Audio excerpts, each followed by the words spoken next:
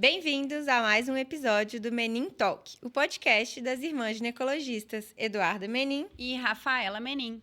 E hoje eu trouxe aqui para conversar com a gente uma figura que eu já estava tentando trazer há um tempinho, que é a Cíntia Machado, psicóloga, e que a gente tem conversado muito sobre as terapias de reprodução assistida e como que isso pode impactar na saúde emocional do casal. Então hoje a gente vai ter esse bate-papo delicioso, mas eu queria primeiro pedir a Cíntia para falar dela mesma, da formação dela, que ela tem uma formação incrível. Então, conta pra gente de você, Cíntia. Olá, muito obrigada, pela oportunidade de estar aqui falando. Eu sou Cíntia Machado, mineira, moro no Rio de Janeiro atualmente. Sou psicóloga há mais de 20 anos, há 27 anos. Hoje eu estou no doutorado. Já fiz mestrado na reprodução assistida, agora também tenho trabalhado as questões aí do casal. Também tenho uma formação em terapia de casal e família, já estou na minha segunda formação nessa área. E o que tem me ajudado muito nesse atendimento com o casal e com as pacientes da reprodução humana assistida. Eu também sou uma ex-paciente da reprodução e isso me dá um lugar que eu digo que especial no sentido de poder me colocar no lugar da paciente que está vivenciando e também do casal que está vivenciando esse processo. Isso eu acho que realmente, além de ter o conhecimento, né, ali, que você estuda, você ter passado por isso, né, Cíntia? Conhecer os detalhes, né, desse processo. Sim, eu vivenciei aí o meu marido, né, esse processo, então eu consigo...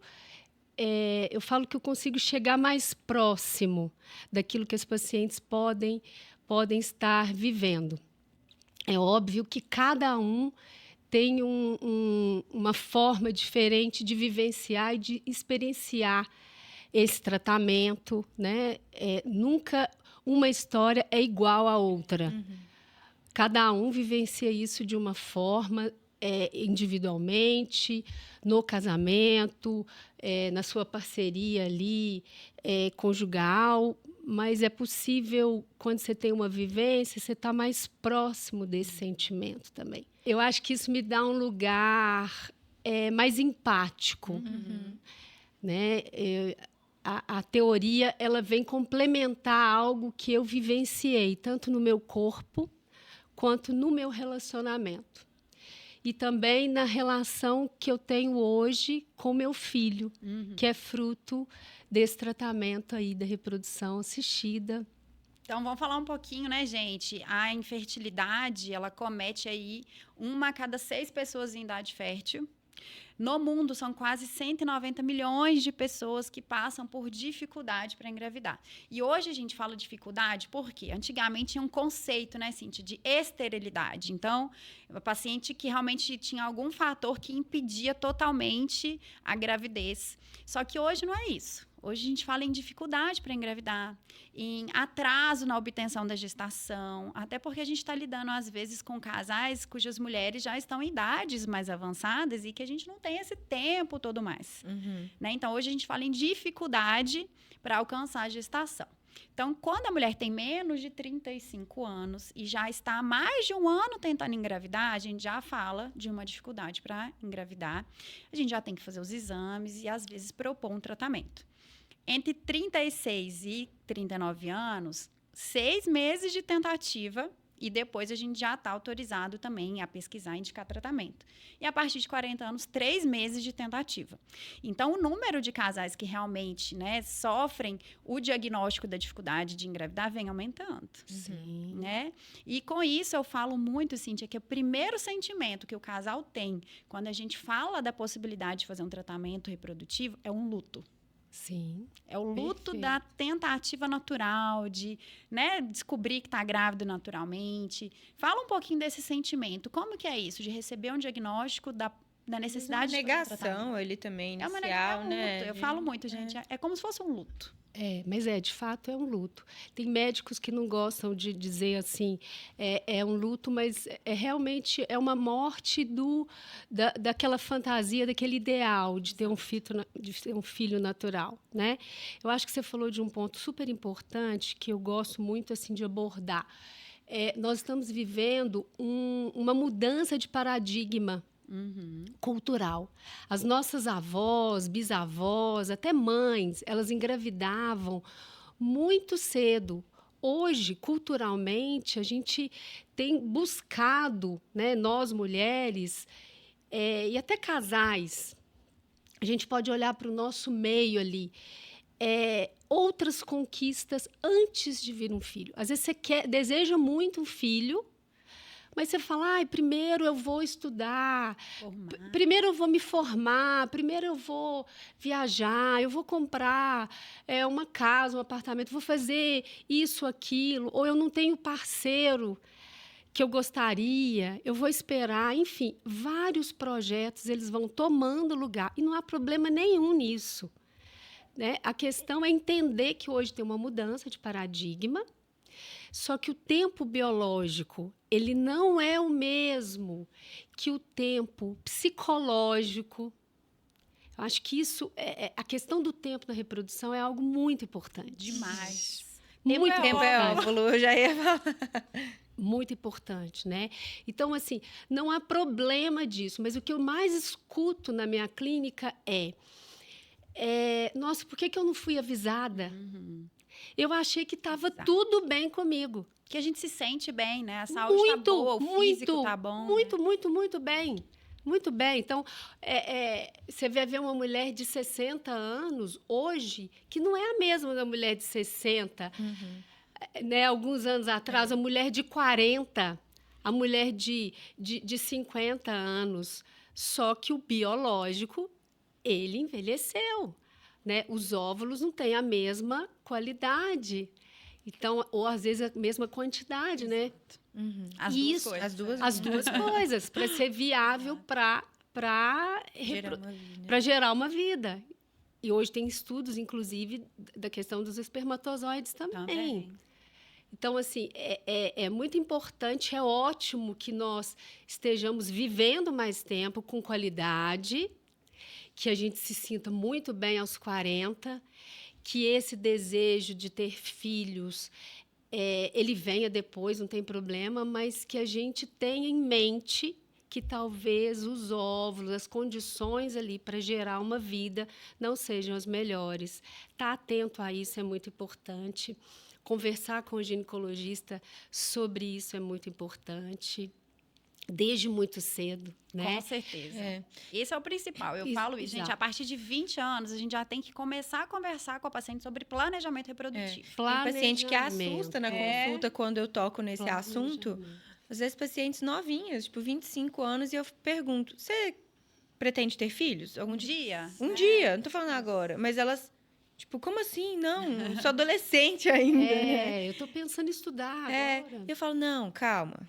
Deixa eu te explicar. Isso. Você pensa, assim, aquela pulguinha atrás da orelha que você já tem que começar a colocar. Exato. Aquela sementinha que a gente já vai plantando para ela começar a pensar. Não é agora, não é para tomar uma decisão agora, com 25 anos, mas que pelo menos até os 30, aí ela vai ter aí um gap, né, de 5 anos para se planejar, seja financeiramente, emocionalmente, para fazer um congelamento de óvulos, conversar com a parceria, né, se já tiver ou se não tiver, mas precisa ser cedo para ela conseguir, inclusive, se planejar para esse momento. Planejar. Né?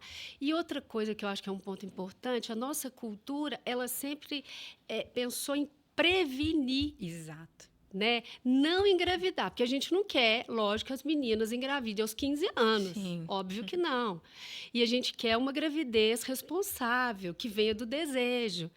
Porque nós vamos ver os problemas quando uma gravidez, quando um filho vem sem isso, né? Sem esse desejo, sem esse planejamento, sem esse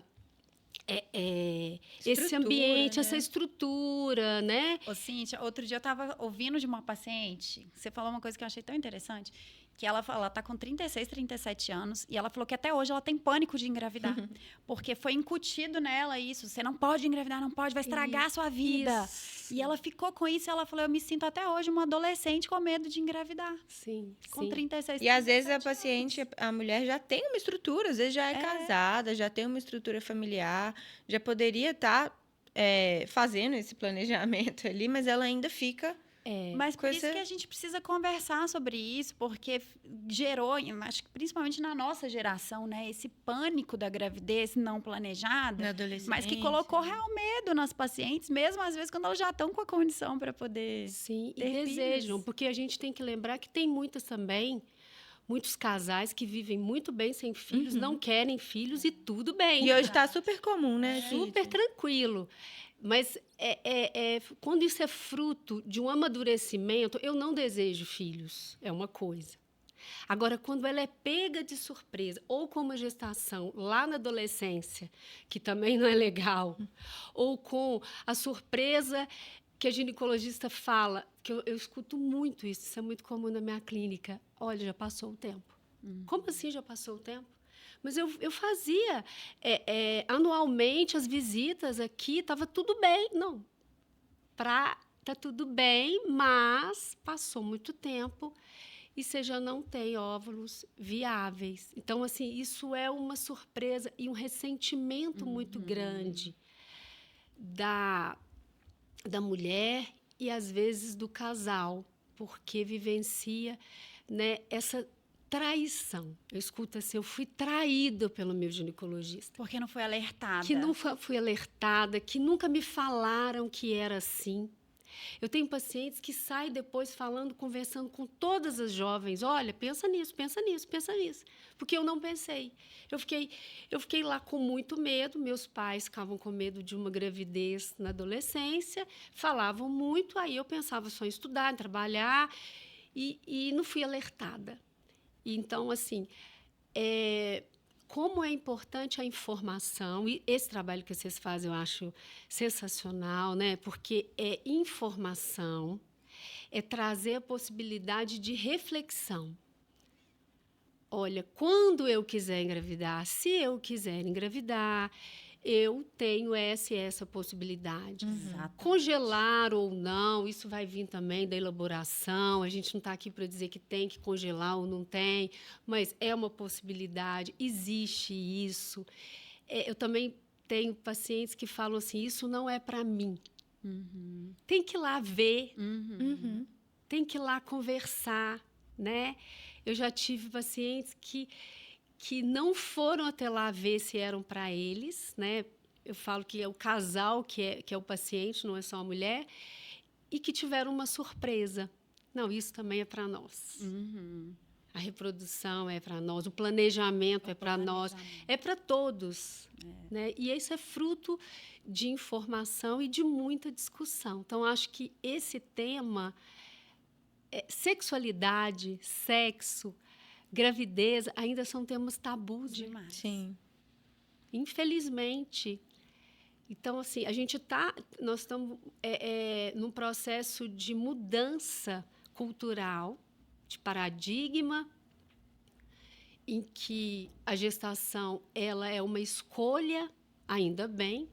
Nós não temos o fardo de termos que engravidar, né? E isso é maravilhoso. Depois da invenção da pílula contraceptiva, a gente se libertou disso. Mas a gente pode fazer essa escolha de uma forma responsável. Exato. Sim. Que é a partir da orientação, né? Que é a partir da informação, da reflexão, que seja uma gestação solo, que seja uma gestação ali programada com o parceiro, com a parceira, enfim. Mas vem fruto dessa reflexão. Eu falo muito isso, que conhecimento é poder de decisão. Total, Né? Quando falou você tudo. tem conhecimento, você realmente vai poder fazer escolhas bem Isso. embasadas. Né? O problema é isso que você falou, e eu também escuto isso como infertileuta, né? Se eu soubesse, se tivessem me orientado, Então, cabe realmente a todos os profissionais de saúde, mas eu falo tanto, principalmente ao ginecologista de consultório, que está ali na lida, no dia a dia. A consulta ginecológica, gente, não é só coletar um preventivo. Perfeito. É conversa, é orientação. É muito mais tempo de consulta, inclusive, para orientação e conversa. Do Eu que brinco com as minhas simplesmente, pacientes. Eu fico lá horas conversando com elas e elas olhando assim. Eu falo, calma, daqui a pouco a gente vai ali e coleta o preventivo em 5 minutinhos. Isso aqui não é o mais importante Isso, da consulta. perfeito. Isso aqui que a gente está fazendo agora, essa conversa, essa orientação, essa troca, é o mais importante. Isso aqui que é a consulta. Não é eu ir ali coletar um preventivo. Isso aí Qualquer a gente vai técnica, fazer, exato, é. mas daqui a pouco. Deixa para o finalzinho, depois que a gente já tiver relaxado, conversado, orientado. E eu vejo isso, gente. É impossível fazer uma boa qualidade de atendimento ginecológico em que a gente tem que conversar tanta coisa tão rapidinho, 15 minutos. Não tem como. Perfeito. Por isso que a gente insiste tanto nesse modelo, né, Rafa, de consulta mesmo, de atendimento. E de atendimento multidisciplinar, Sim. né? Pra gente ter essa Isso. troca, porque aí vem as angústias. Eu tenho muitas pacientes de 38, 39 anos, às vezes até casadas, falam, eu não sei se eu quero ter filhos, mas ao mesmo tempo eu tô chegando perto dos 40, começa aquela pressão, então vem a parte emocional desse peso. Né? Eu falo que hoje a mulher carrega esse peso dentro dela de ter que lidar com um profissional, de ter que lidar com ser mãe ou não ser mãe, como ser mãe, quando, né? E aí vem essa parte que muitas vezes a gente precisa desse auxílio de um profissional E a gente especializado. descobre essas demandas nessa conversa na consulta, né? Através dali que a gente vai direcionando a Olha, paciente. e eu diria que esse trabalho que vocês estão fazendo, de trazer outros profissionais para conversar, amplia esse consultório Com de certeza. vocês. Com certeza. Esse Né? é o objetivo. Amplia, porque você falou uma coisa que é assim, para mim é perfeito, né? Informação é poder. Exato. Informação é poder. Então, informação, você é sexóloga também, então eu amplio ainda mais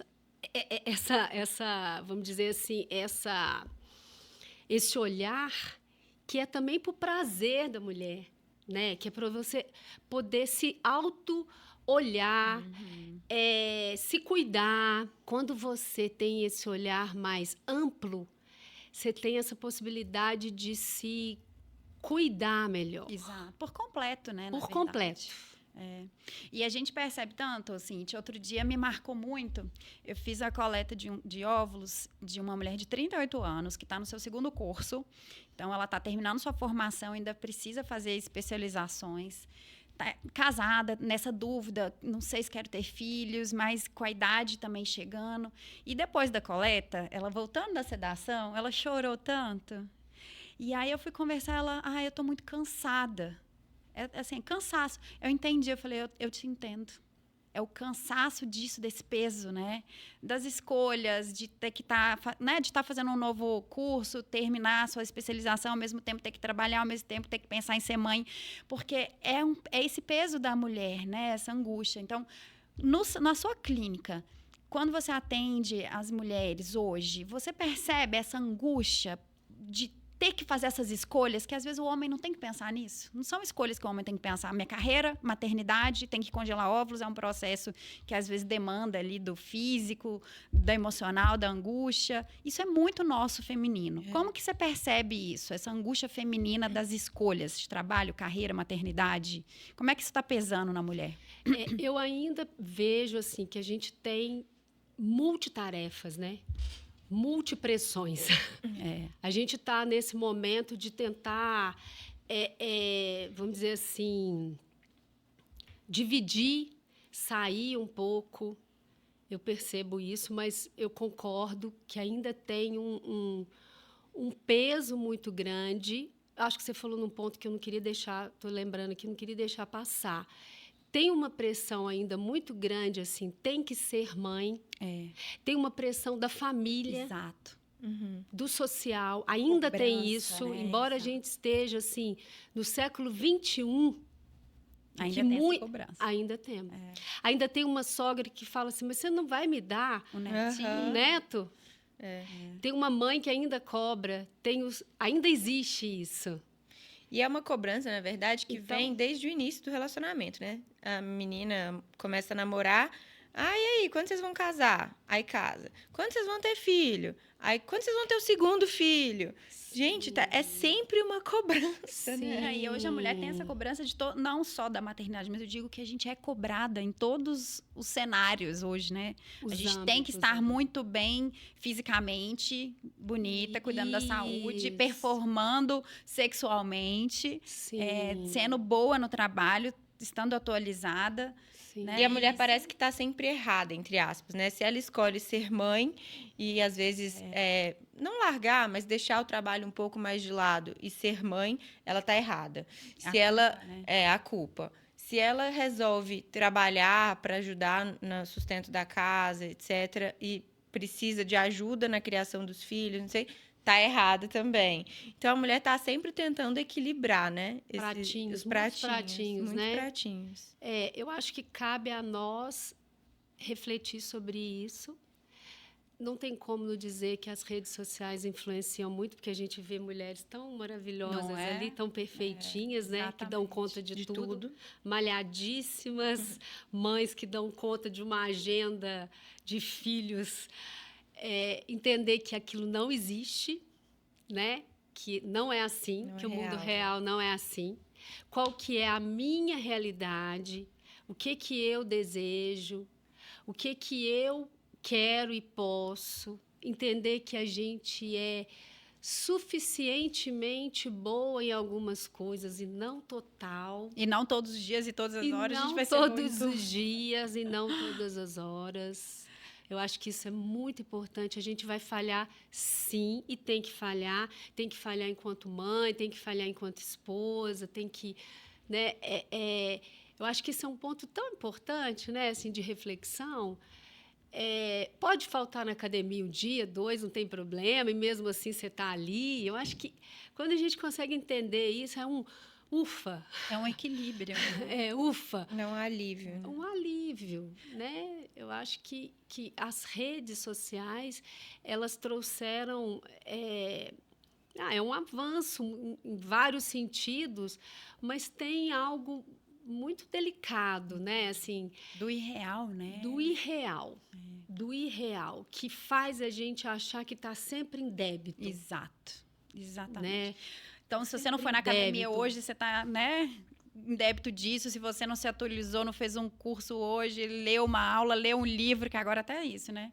Todo dia a gente postando que está lendo, que está isso, está aquilo. Até Realmente. isso. Sempre um motivo, um parâmetro, assim, que a régua é muito alta, né? Então, eu estou sempre abaixo. Exato. Então, aquilo é irreal.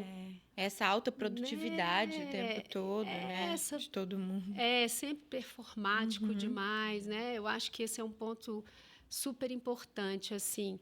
Eu vejo um sofrimento muito grande das minhas pacientes, né? Que são mães, que têm uma carreira e que querem. E um outro ponto que eu acho muito interessante, né? Porque às vezes é tudo tão idealizado. Não, porque eu pensei assim, Cíntia, quando eu engravidar, né, já está lá, porque eu tenho acompanhado pacientes antes do tratamento, que estão no tratamento, aliás, antes da gestação, engravidam e têm pedido esse Pra acompanhamento. Então, eu tenho acompanhado o crescimento de filhos. Isso tem sido uma coisa muito interessante. E, assim, parece que não consegue respirar. Porque já tem um ideal, assim, tá tudo muito organizado. Aqui, ó, vai ser assim meu parto, vai ser isso. Eu falo assim, olha, muita calma nessa hora. Você tocou num ponto que eu acho fantástico, porque é isso. Hoje as mulheres querem programar tudo, até como que seu filho vai ser. Isso. E ser mãe é a total perda do controle, né? A partir do momento que a gente começa a tentar engravidar, porque a gente não sabe se vai conseguir, como que vai ser. Então, quando a paciente entra no tratamento reprodutivo, eu já falo, olha, isso aqui já é uma prévia sobre o que é ser mãe.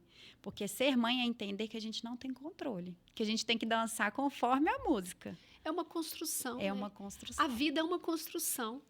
Então, assim, é uma paciente, são os pacientes, que eu tenho atendido casais, era outro ponto que eu queria muito falar, que não tem a paciente, mas os pacientes. O meu olhar, até por causa dessa minha formação eu já tinha isso, mas depois da minha formação em terapia de casal e família, e agora eu estou fazendo uma segunda formação, que é psicanálise vincular, são os vínculos, né? Então, é esse olhar muito amplo. Não é a paciente, mas os pacientes. O homem, ele não é um coadjuvante no tratamento. Ele está em tratamento também. Mesmo que o fator seja feminino, ou misto, ou que não haja um fator ali de infertilidade, e mesmo, né, que a gente sabe que o palco do tratamento é o corpo feminino, isso não quer dizer que o homem não esteja ali, que as questões emocionais não estejam muito envolvidas.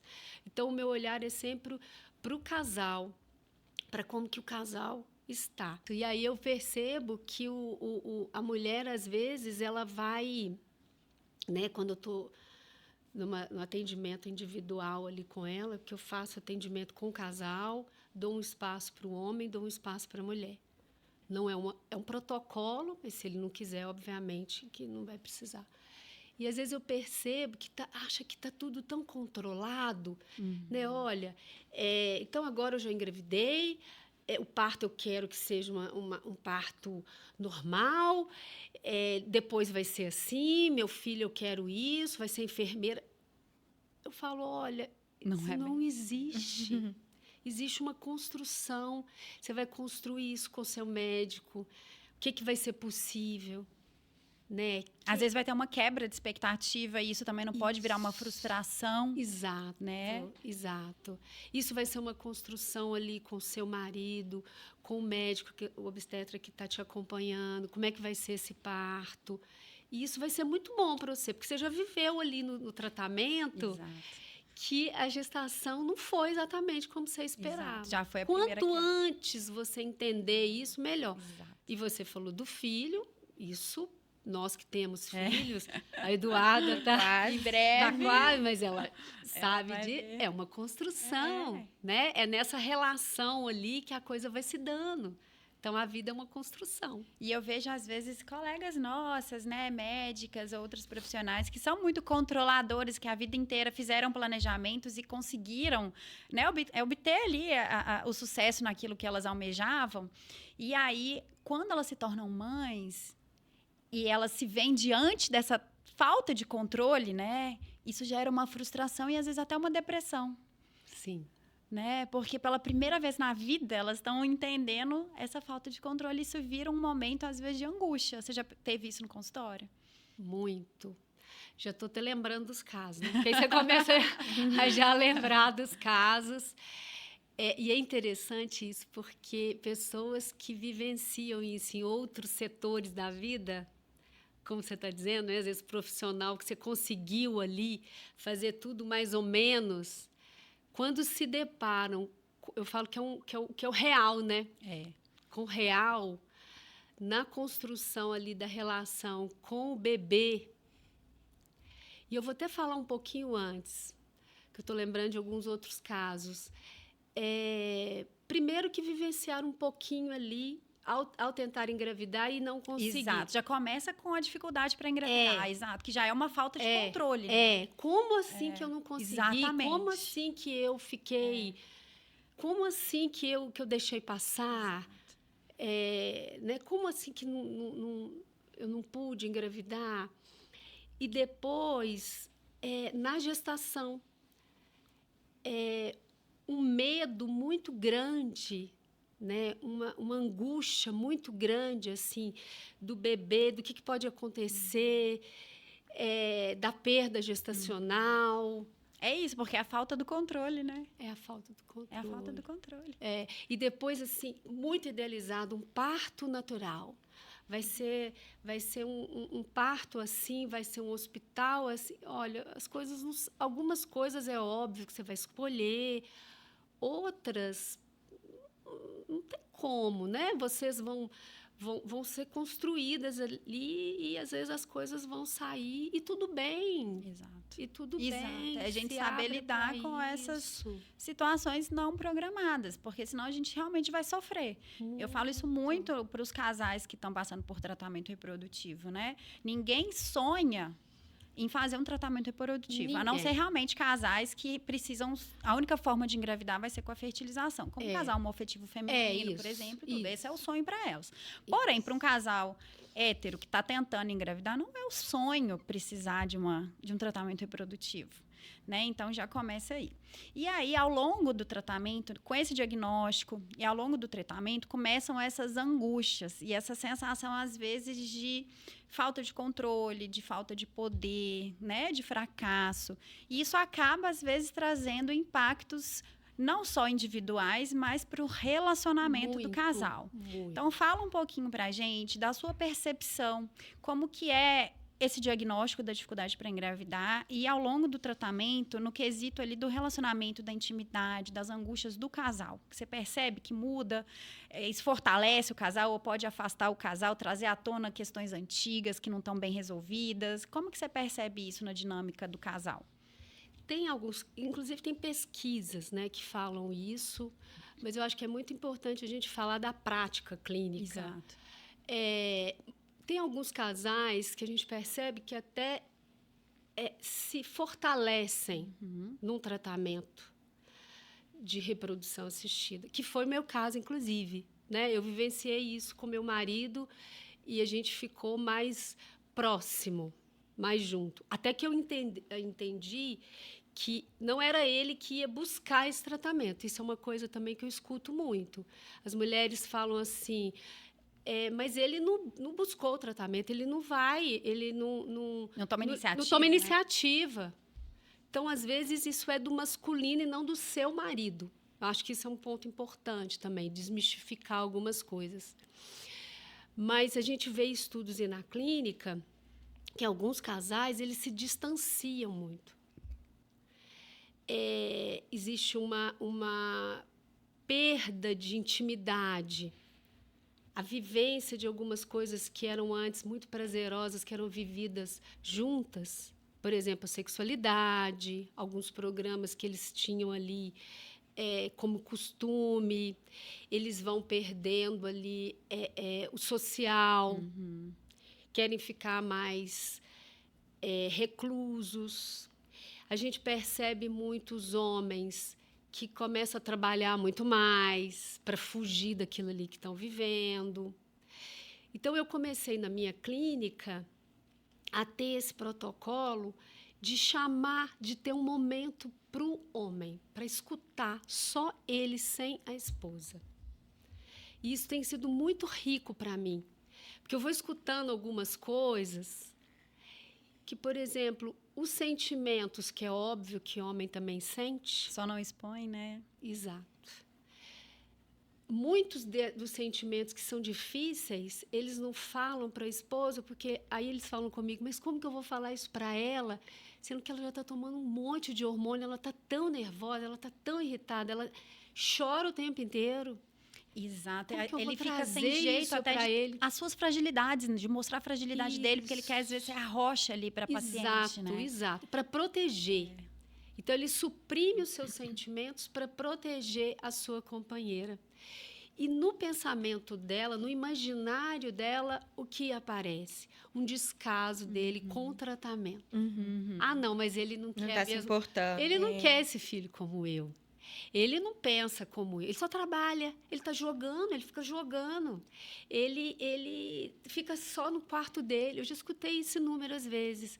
Então, é como se o psicólogo pudesse fazer uma mediação ali.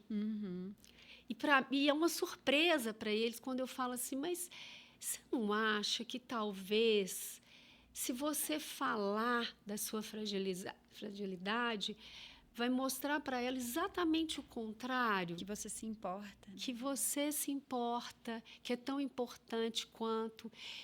que você também chora, só que de uma outra forma, que você sente, só que cada um tem uma forma de sentir, obviamente, né? E ele se assusta, você acha? Eu acho. E aí parece que o relacionamento se transforma e alguma coisa da conexão é possível novamente. Isso é algo que eu acho super importante, assim, que eu comecei a perceber. E eu tenho feito também atendimentos do casal que às vezes, depois, né, de fazer isso individualmente, isso tem sido bem interessante, assim. É um momento que a gente dá um espaço para que o casal possa conversar, porque às vezes ele não consegue fazer isso. Não é por falta de amor, não é por falta de desejo do filho, não é por falta de envolvimento naquele tratamento. Me parece que é uma falta de... como é que eu posso usar? Assim, ele vai perdendo essa sensibilidade. Não sabe o que fazer. O que falar, quando, como. Isso. Né? Como se abrir, né? Aquele passo inicial para poder falar sobre o assunto, né? Então, eu acho que são muitos sentimentos. Eu falo que é um caleidoscópio de sentimentos, né? É um momento muito difícil. Claro que cada casal vai vivenciar isso de uma forma, mas é um momento que são vários os sentimentos, né? Desde a angústia, da tristeza, esse sentimento de revolta, de ressentimento, de tristeza muito intensa, de luto, porque tem um luto da infertilidade. Luto que a gente é uma falou, ferida narcísica, né? Eu não posso procriar. Eu fui criada para isso. Por que deu errado isso? E às vezes tem uma cobrança, por exemplo. Eu atendo muitos casais, né, que a mulher fez laqueadura, então ela teve filhos de um primeiro relacionamento, fez laqueadura, casou novamente e o novo parceiro não tem filho. Então, ela tem essa cobrança de que ela precisa dar um filho para aquele parceiro que não tem filhos ainda, né? E aí, às vezes, não dá certo o tratamento de primeira, né? Às vezes, precisa fazer um investimento maior. E, às vezes, a condição financeira do casal também não permite fazer muitas tentativas. E a idade da mulher, dependendo, se já estiver mais avançada, a chance, mesmo com a fertilização, ela é menor. Né? Então, vem aquela culpa de eu não consigo dar um filho para o meu parceiro que não tem filhos. E isso já começa, às vezes, a trazer questões. Será que ele vai continuar comigo? Muita né? fantasia em relação a isso. Muito. E também no masculino. Né? Eu fiz uma vasectomia porque eu já tenho tantos filhos de outros relacionamentos, por exemplo. Muito comum também. E eu vejo mulheres muito revoltadas. Né? Assim, ele me traiu. Porque ele tinha que ter pensado que ele podia me encontrar. Nem me conhecia. Ele podia... É muito engraçado, não, assim. exato. E eu tô passando por isso tudo. Tá tudo bem comigo, mas... né? Então, são várias as questões. Eu falo que, assim, nós somos muito complexos. E um relacionamento é muito complexo. Muito, porque aí já envolve mais, né? De uma pessoa, de uma criação, de origens, de passados, né? Sim. E coisas que eu vou trazendo. Por exemplo, uma família que um ou outro, uma mulher ou um homem, vem de uma família muito numerosa. Todo mundo engravidou, tem 11 irmãos. E eu não consigo engravidar. Imagina a cobrança. Isso é uma coisa tão simples. Como assim você não consegue engravidar? Então, isso é muito delicado. Olha a delicadeza. É um âmbito muito grande, né? Assim, é complexo. Eu acho que o processo é muito complexo. Por isso é que esse olhar é muito do individual. Do individual. Cada casal vai ter a sua cada necessidade. casal. E eu falei da rede social, eu queria até, se vocês me permitirem falar disso, que eu acho importante. Eu falo com algumas pacientes que em alguns momentos é muito importante elas se afastarem ali das redes sociais. Por quê? Porque ali aparece como se todos os casos fossem iguais. Perfeitos, né? E perfeitos. Então, assim, e um comparativo muito grande. Então, eu falo, o único que consegue olhar para vocês, casal, com o olhar individual, é a equipe multidisciplinar. Porque ninguém pode ser a irmã da fulana, é o mesmo caso, não sei o quê. Nunca é igual. Nunca é igual. Então, o médico ele vai olhar, por exemplo, para o seu aparelho reprodutivo, para a sua questão. né? O infertileuta vai ter esse olhar para o seu marido, para você, para ver o que é melhor para você. E eu trabalho muito com os pacientes. Você está segura com essa equipe que está te atendendo? Com esse médico que está olhando? Você tem liberdade para conversar? Você se sente à vontade nessa clínica? Porque isso é essencial. Essencial. Nenhum caso é igual ao outro. Então, não tem aquele caso ali no grupo do WhatsApp, por exemplo, que o meu médico mandou tomar esse remédio. Nossa, mas eu não estou tomando, eu acho que deve estar errado o meu médico. Eu ia falar Muito isso. isso. Tá? Muito. Eu ia falar isso sobre esses grupos de WhatsApp e essas comunidades que se criam, né? Em redes sociais, enfim. E gera uma comparação, e é o tempo todo. E isso, assim, acho que não só no processo de tratamento reprodutivo, depois na gravidez também. Isso. Porque aí começa um tanto de grávida, cada uma vivenciando sua experiência individual, porque também é outro momento completamente individual. Isso. E elas começam a se comparar, e isso gera inúmeras inseguranças, além das que já existem naturalmente no processo. Perfeito, perfeito. Você só aumenta esse caldeirão ansiogênico, né? E eu vejo pacientes, às vezes, que passam de clínica em clínica, de médico em médico. Fica rodando. E aí ela não se fixa a ninguém e também não tem o problema dela resolvido. Né? Então, realmente, a parte de dificuldade para engravidar e os tratamentos tem várias particularidades.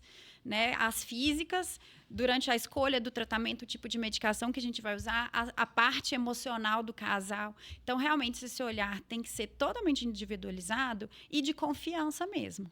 Né? E parar de ficar com esse olhar comparativo. Então, eu achei ótimo que você falou essa questão, né? Que às vezes a paciente precisa afastar um pouco disso, porque senão realmente ela vai ficar pipocando ali de profissionais e não vai conseguir ir a fundo mesmo no que ela precisa. Isso já foi uma prescrição em alguns casos, sabe? No sentido assim, olha, afaste, porque agora não é hora disso mais. Você confia no seu médico? Você fez essa escolha? Ah, sim. Então acabou. É com ele que você vai discutir isso, isso e isso. Exatamente. Pronto. Ah, não, porque a fulana está fazendo isso, meu médico não deu isso. Então, ela deve estar errado. Então, eu vou trocar de clínica, eu vou trocar de médico, eu vou fazer Vou pedir outra opinião. Então fica isso, pipocando, né? E ela não consegue estar no processo dela. Exatamente. Porque eu acho que o mais importante, eu falo com os pacientes assim, estar no processo. É lógico que quem entra por um tratamento de reprodução, eu vou ter cuidado nas minhas palavras aqui, deseja um filho. Como eu sou psicanalista, eu vou falar que deseja, às vezes vai descobrir que não é bem isso. Que deseja dar um filho para um neto para a mãe, deseja dar um neto para a sogra, assim. Isso também é muito delicado. Às vezes você acha que você deseja, mas não é bem assim. Que tem uma escuta por trás daquilo que aparece. Né? Mas vamos pensar que todo mundo que entra para um tratamento desse é porque realmente deseja um filho. Então, a gente deseja que esse casal saia dali com um beta-HCG positivo, que tenha um filho saudável. Mas, mais que isso, tá dentro do seu processo. Eu acho que isso é muito importante, né? Bancar o seu desejo. Eu acho que isso é um ponto assim, fundamental. Eu digo que isso, para mim, na minha vida, meu filho foi a prova maior. Meu tratamento, né, o do meu marido, foi a prova maior, assim, de estar no meu processo e de fazer algumas concessões, porque a questão financeira é algo também, a saúde financeira é preciso ser pensada, né? Tem várias questões aí, né, que precisam ser pensadas. O tempo, é hora, é o tempo, é agora. Ou vai ser depois, ou vai ser daqui a pouco. Como é que é isso? A gente vai investir nisso não só financeiramente, mas neste momento, emocionalmente. Isso. Né? É o investimento tem que ser de muitas coisas. Vocês têm que fazer algumas concessões. Eu queria estudar, eu queria isso, eu queria agora, não sei o quê. Não, mas agora não é hora. agora é hora disso. Como a gente falou desde o começo, né? O tempo na reprodução assistida é algo precioso. Não dá para você sair. Já tive pacientes assim também, que a médica falou, olha, vai para casa, pensa um pouco. Foi fazer outra residência, voltou com 2 anos depois. O médico falou, não, você não está entendendo. Agora não dá tempo. Era 2 semanas. Agora não é pensa um pouco, 2 anos, né? Era alguns dias. Isso, agora é fertilização e pronto, acabou. Mas eu não sei se eu quero. Exato. Eu não sei se eu quero. Então, assim, eu acho que é importante a gente abordar essa questão, né, do tempo. Mas estar no processo. Isso, para mim, me ensinou muito para a minha vida. Né? Assim, o que eu desejo? Eu estou dentro do meu processo. É um processo que a gente sabe como entra, a gente não sabe como sai. Exato. Nós não temos a certeza. Pode ser a melhor clínica do mundo, o melhor médico, a melhor equipe. Isso é muito importante, que às vezes a gente vê pacientes muito revoltados também, né? Ou o contrário, né? Eu me preocupo muito quando eu recebo uma paciente que é muito otimista. Eu tenho certeza que vai dar certo. Calma. A gente, calma a gente tem que ter fé e tudo, mas a gente trabalha aqui não é 100%. Isso. Né? Infelizmente, às vezes com 40, 41 anos, a chance vai ser de 20, 30% de ter o neném. Então, a gente lida mais com o negativo do que com o positivo. Sim. Então, esse excesso de confiança, eu falo, né? Confiança na vida, otimismo é importante, são importantes. Super. Porém, eu já ouvi, tipo assim, eu tenho certeza que vai dar certo. E aí, se não dá? E o emocional dessa paciente depois, que tinha certeza que ia dar certo e não deu de primeira. Mas, Rafaela, você é uma médica que tem um diferencial, porque tem médicos que falam assim, você não sai daqui e não ser grávida. Isso é um perigo. Isso é perigosíssimo. Não pode garantir. A gente não tem isso, como garantir. Isso é perigosíssimo. Não existe isso. Como? Né? Por isso que eu falo que você está dentro do seu processo, é isso. É um tratamento que você não tem garantias. Mas é algo que você deseja muito, você sozinha ou você, seu parceiro, você deseja muito. Então, assim, estar nesse processo de ir atrás do seu desejo, bancar esse desejo. Eu acho que isso é algo precioso. E eu falo muito assim... Com os pés no chão. Com os pés precisamos no chão. Alinhar as expectativas. Sim. Entender todas as dificuldades do processo, todos os cenários que podem acontecer. Por quê? Porque se acontecer um resultado desfavorável, que muitas vezes é a maior possibilidade, a gente já estava ciente que isso poderia vir. Então, isso não vai trazer um prejuízo tão grande também na saúde emocional desse casal, né? Que a gente tem que pensar nisso. E outra questão também que eu falo que é muito importante é isso, né? É o meu lema, né? Fé no coração, mas pé no chão. Pé no chão. Concordo plenamente. Pé no chão. E outra coisa que eu trabalho muito com meus pacientes, assim, a gente nunca coloca todos os ovos numa cesta só, né? A gente tem outros projetos na vida. A vida é muito ampla. Quais os outros projetos na vida? Esse talvez seja o maior, querer um filho, desejar, e é super importante, não estou de forma alguma desqualificando e dizendo que algo é mais importante que... Mas a sua vida, não descuidar do relacionamento, o relacionamento conjugal que você tem, que às vezes era um relacionamento maravilhoso, e naquele momento o casal começa a se distanciar, porque ela só fala daquilo. Um hiperfoco, né? Eu já escutei casais, eu estou lembrando de um caso aqui, que é um casal, assim, que ele vivia super bem, e ela só falava de filho, filho, filho, filho, filho, filho, filho, e ele foi se afastando. E quando eu pude escutá-lo, ele falou assim, nossa, eu percebi que tudo que eu sempre fiz por ela, eu nunca fiz feliz. Não chega, porque ela só fala de filho, a expectativa dela é só um filho. É isso.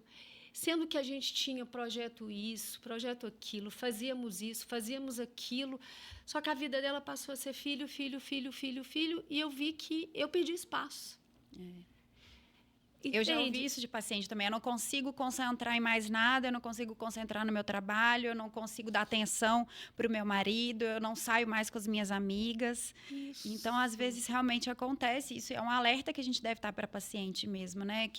Claro, elas têm que estar no tratamento, mas ela Super. não precisa ter esse hiperfoco, Hiperfoco. né? Ela pode dar atenção para as outras áreas da vida dela, né?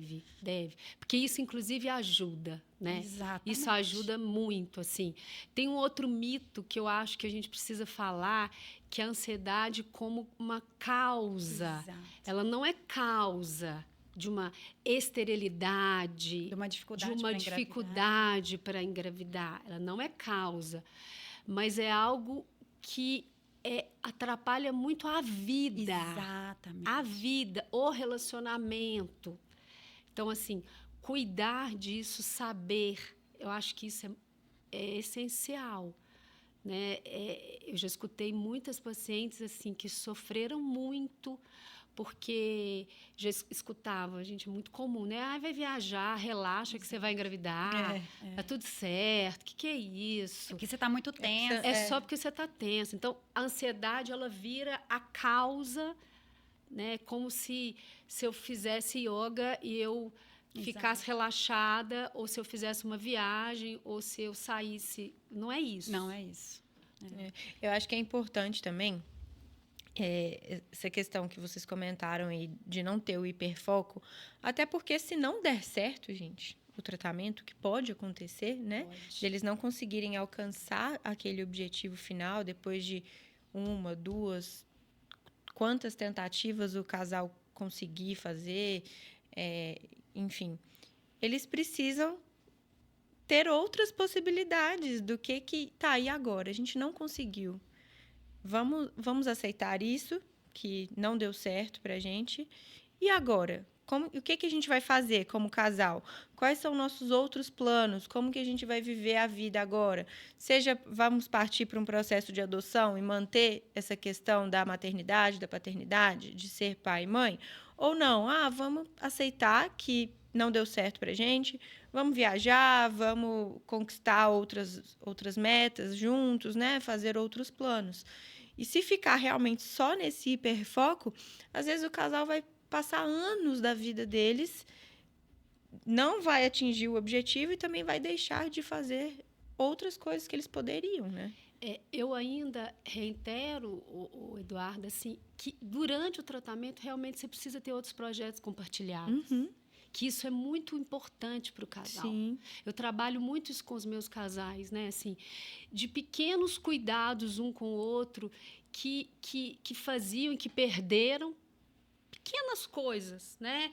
A gente gostava de ir ao cinema. Eu moro no Rio. Então, eu gostava de andar à praia. Eu gostava de fazer um pequeno passeio ali na cachoeira tal, que você vai perdendo. A gente tinha um sonho, eu já tive casas assim também. Eu queria aprender a dirigir. Eu deixei passar isso na minha vida. Vamos atrás desse projeto. Uhum. Queria comprar um terreno para construir uma casa. Eu queria continuar a estudar e fazer um mestrado que passou. Minha profissão, enfim, são vários. Ter isso, eu acho que é um ponto assim extremamente saudável para o casal. Sim, com né? certeza. E você falou de rever rotas. Isso. Rever rotas, né? Outras rotas. É hora de parar e dar um tempo, Uhum. de dar um respiro.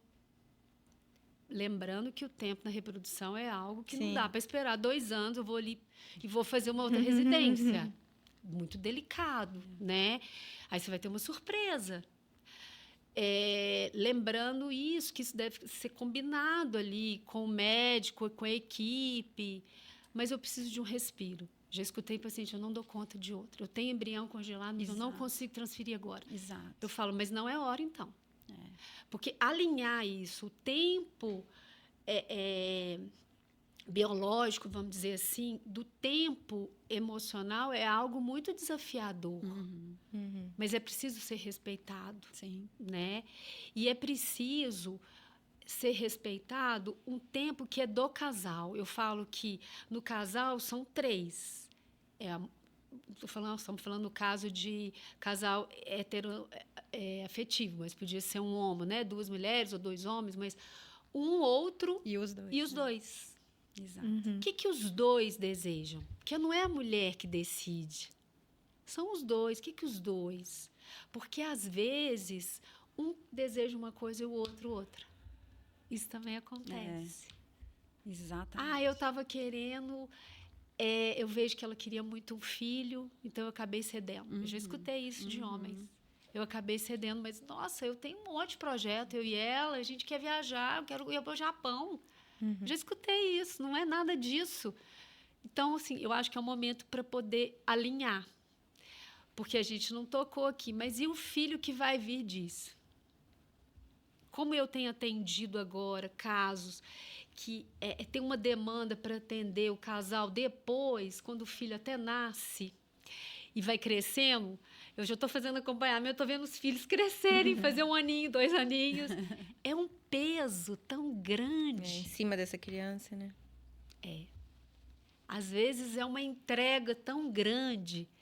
E aí é uma entrega muito grande porque olha tudo que você viveu. Nós não quisemos tanto, então vamos aguentar. Não, mas não é assim. Sabe? Você precisa dizer, olha, não é assim. Não é assim. É muito pesado para ele também, isso tudo. Você falou aí sobre alguns cuidados que o casal deve manter, né, ao longo do tratamento reprodutivo. E essa é a minha pergunta para a gente finalizar essa conversa maravilhosa. Senão nós vamos ficando, né? Vai, e eu vai falo rendendo. até... Para vários pódios. Depois a gente marca mais. Mas eu queria que você desse dicas para os casais que estão passando por essa fase. O que você acha que eles devem fazer? Coisas do dia a dia, dicas para eles tornarem esse momento mais suave e manter esse olhar um para o outro. Coisas assim do dia a dia. Olha, eu acho que assim, ter um espaço de diálogo, de comunicação é essencial, né? Eu escuto muito das pacientes falar assim, mas ele não conversa. É o que eu mais escuto. Mas ele não conversa. Talvez não seja exatamente como você fala, né? Ele não vai conversar como você. Você vai chegar, vai falar, e como você imagina e fantasia que seja. Mas será que ele não fala do jeito dele? Será que não é mais interessante você começar a dizer... proporcionar esse lugar de diálogo ali e dizer assim, eu estou sentindo isso, e você, como é que você está? Como é que você está vivenciando isso? Como é que é isso para você? Isso pode ser muito surpreendente. Ter esse olhar para esses cuidados, que às vezes são muito pequenos, né? Do carinho, do beijo, do abraço. Porque a gente vê também, né, que às vezes a libido ela diminui, isso é comum, a sexualidade fica esquecida. Lembrar que a sexualidade é muito mais do que a procriação. Exato. A gente sabe como que é difícil um coito programado, não é simples. A gente sabe que muitas etapas são muito desafiantes, mais para uns do que para outros. Então, eu acho que esse olhar é muito importante assim, para o diálogo, para a comunicação, para os cuidados, para ter outros projetos compartilhados, outros prazeres, revisitar outras coisas que eles gostavam de fazer, que ficaram perdidos durante o tratamento, reinventar outras coisas. Eu acho que isso tudo é muito importante. Perfeito. Muito bom. Gente, então, olha, fiquem ligados, né? Esse foi o episódio maravilhoso com a Cíntia Machado. E vão vir mais episódios muito bons sobre a saúde e o universo feminino. Então, não deixem de nos seguir, de seguir a Cíntia Machado lá no Instagram. É Cíntia Machado? Psicocíntia Machado. Psicocíntia Machado. Isso. Né? E fiquem atentos, sigam a gente, ativem o sininho. E até o próximo episódio. Muito obrigada, Cíntia. Muito obrigada, Obrigada a Cíntia. vocês. Tchauzinho. Obrigada, foi um prazer.